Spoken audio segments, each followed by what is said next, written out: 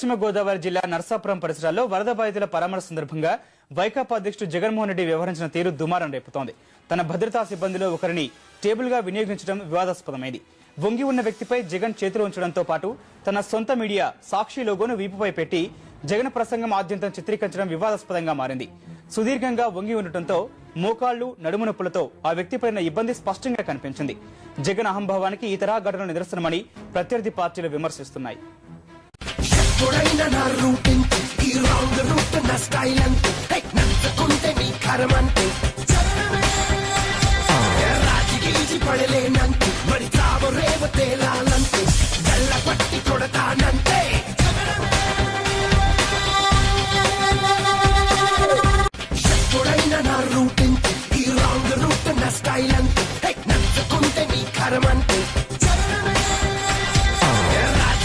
పడలేనంటూ మరి తావ రేవ తేలాల